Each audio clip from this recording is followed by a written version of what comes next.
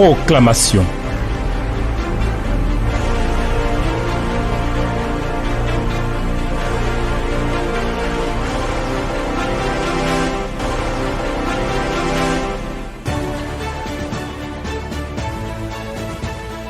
Honneur et gloire, honneur et louange, honneur et élévation, honneur et célébration au Dieu vivant et véritable, au seul Dieu qui nous conduit à pas sûrs, qui nous fait demeurer sous son regard de grâce et de bonté. En tout cas, nous nous réjouissons, frères et sœurs, de marcher sous l'autorité du Dieu vivant et sous l'autorité du nom de Jésus-Christ. C'est une grâce.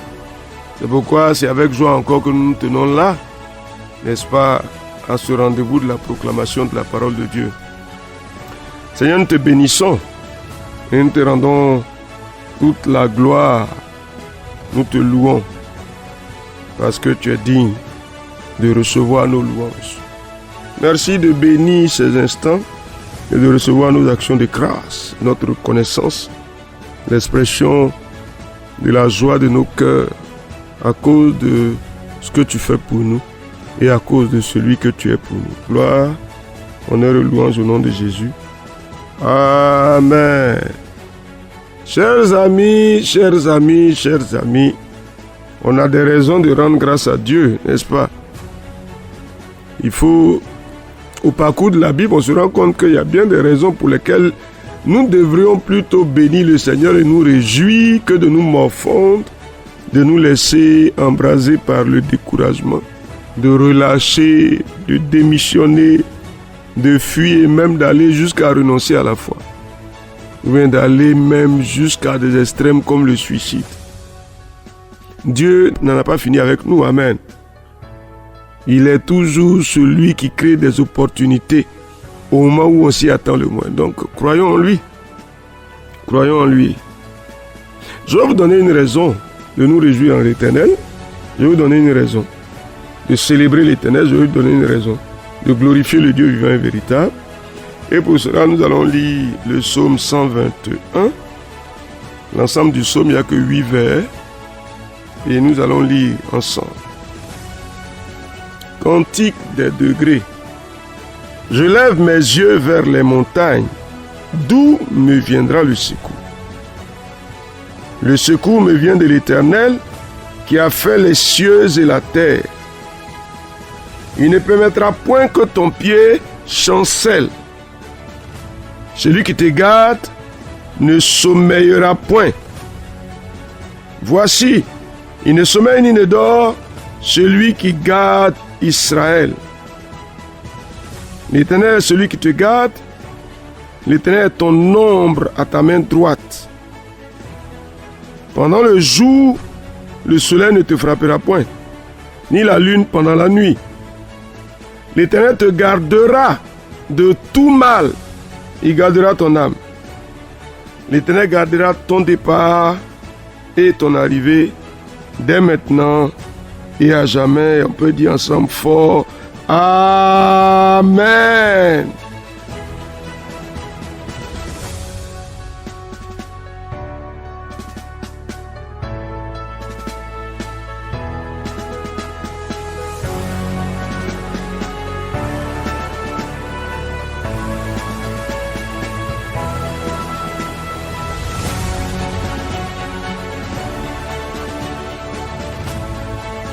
Alléluia. Chers amis, écoutez comment ça finit. Il dit l'Éternel gardera ton départ et ton arrivée. Dès maintenant et à jamais. Aussi longtemps que tu prendras un départ, l'Éternel gardera ce départ. Aussi longtemps que tu devras arriver quelque part, l'Éternel gardera cette arrivée-là. Oh, dis-moi quelque chose, cher ami. Est-ce que ce Dieu-là est digne d'être célébré? Est-ce qu'on ne doit pas le bénir? Je veux que tu le dises. Le danger n'a pas plus d'autorité que la présence de l'Éternel.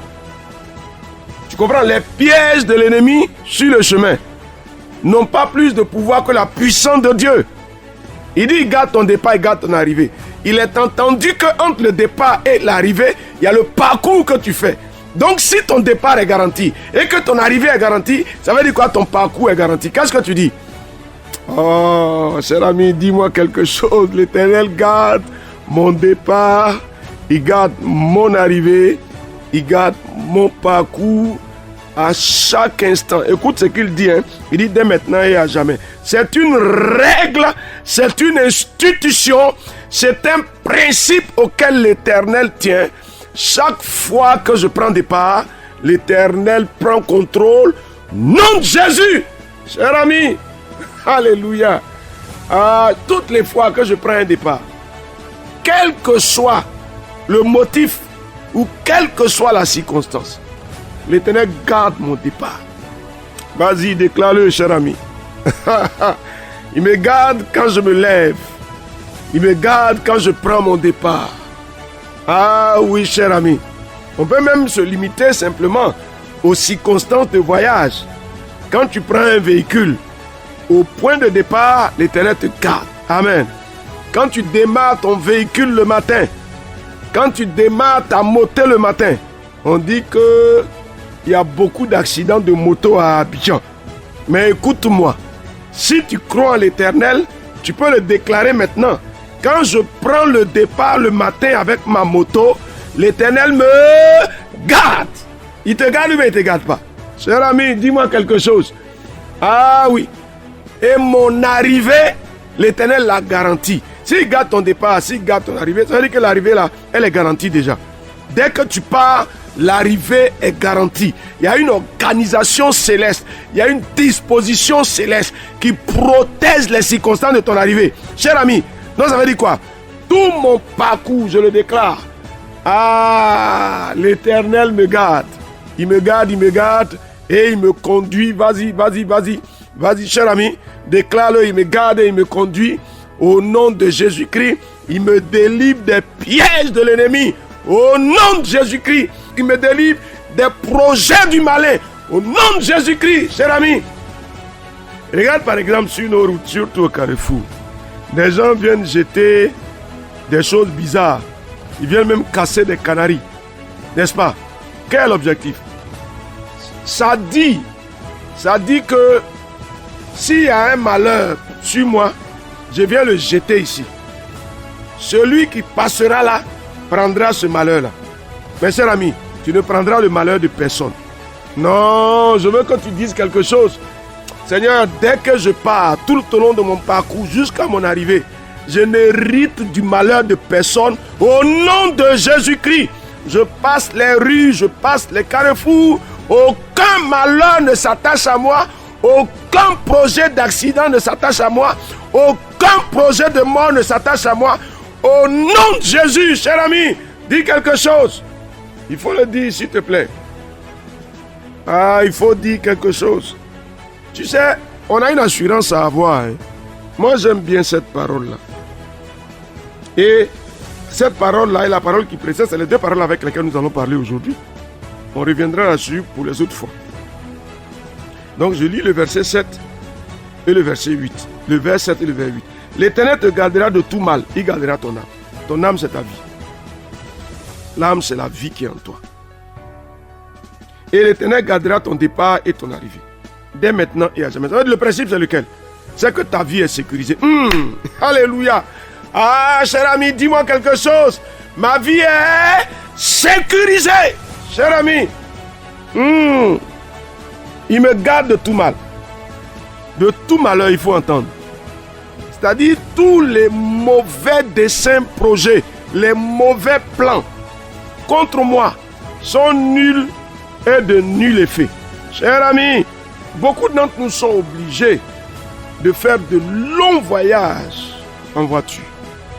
Mais vous savez, vous-même avec moi, que quand on fait de longs voyages, à un certain moment, quand on est fatigué, s'il n'y a pas un deuxième chauffeur pour nous remplacer de temps en temps, on peut risquer de s'endormir au volant souvent. Sans le vouloir, on se rend compte que pendant 5 secondes, pendant 10 secondes, on s'est assoupi. Mes chers amis, Dieu nous garde-t-il? Est-ce qu'il nous protège, chers amis? Dieu peut-il nous protéger? je pose la question en dessin. Qu'est-ce que tu crois? Au pire des situations, l'Éternel peut-il te délivrer du danger? Qu'est-ce que tu crois? Cher ami, lève la main et puis déclare. Je le crois et je le confesse. Au pire des situations, l'Éternel me délivre du danger. Nom de Jésus! Cher ami, c'est pourquoi quand vous êtes au volant d'un véhicule pour un long voyage, bon, c'est bon que vous n'alliez pas seul. Mais c'est bon aussi que vous ne soyez pas dans le silence du véhicule. S'il y a de la musique qui joue, de la bonne musique chrétienne, non, vous n'allez pas aller mettre du classique, vous endormir. Mettez de la louange, quelque chose de ce genre, ou alors écoutez un enseignement qui vous fait réagir. Ça vous maintient en éveil. Cher ami, ça c'est le secret que Dieu nous a permis de découvrir au fil des voyages et des voyages que nous faisons au volant des véhicules. Il nous garde, n'est-ce pas, cher ami? Donc, l'Éternel gardera ton âme. Il te gardera de tout mal.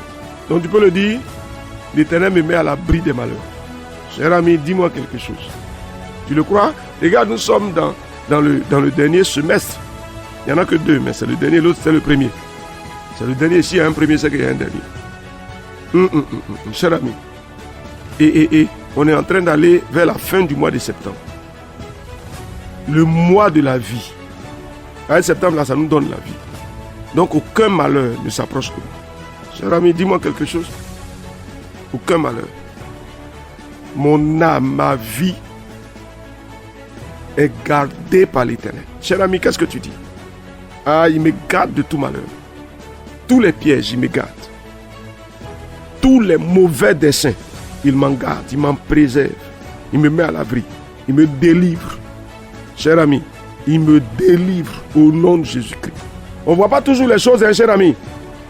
Mais le diable rôde comme un lion rugissant. Il cherche qui il dévorera. S'il peut provoquer un accident sur la route, c'est bon. Pour lui, hein.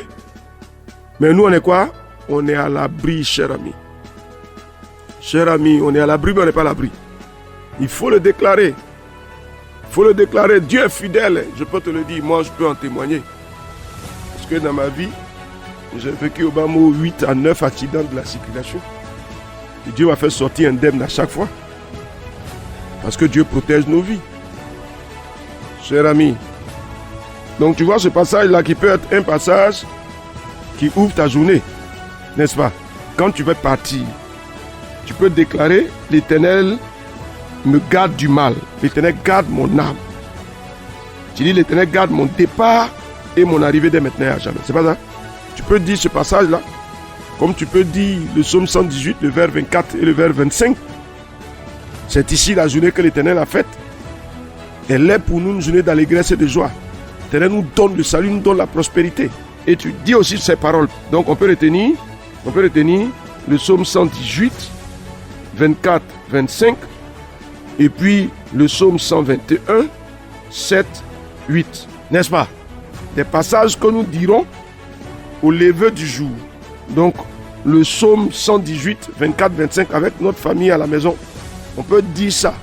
L'autre aussi, on peut dire, si tu dois sortir pour partir, pour prendre le départ, pour aller au travail, pour aller en voyage, etc., etc., que ce soit en voiture, que ce soit en bateau, que ce soit en train, que ce soit en avion, l'Éternel garde mon départ et garde mon arrivée. Si tu dois t'engager dans un processus, dès que tu prends le départ, tu dis quoi? L'Éternel garde mon départ et garde mon arrivée. Ça veut dire tout le parcours. L'Éternel me donne la garantie de sécurité. Il me met à l'abri des malheurs. Il me met à l'abri des dangers. Et je suis tranquille. Mon cœur se réjouit en l'Éternel. Au nom de Jésus notre Seigneur. Amen, amen, amen, amen. Chers amis, c'est l'Éternel qui nous garde, n'est-ce pas? Allons-y, sous la garde de l'Éternel, sous la couverture de l'Éternel, le Dieu de grâce et de bonté, qui demeure avec nous au nom de Jésus. Amen. Nous avons lu le psaume 121, le vers 1 au vers 8, et nous avons parlé avec le vers 7 et le vers 8. Grâce et paix sur vous, au nom de Jésus. Amen.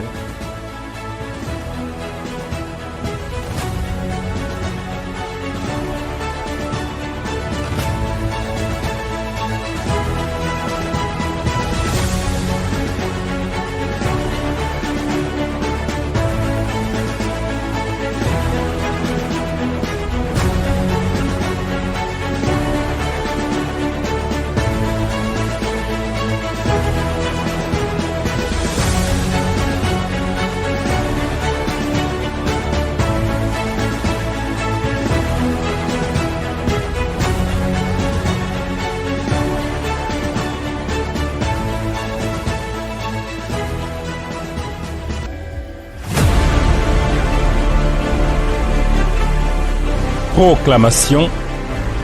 Dieu bénisse votre journée.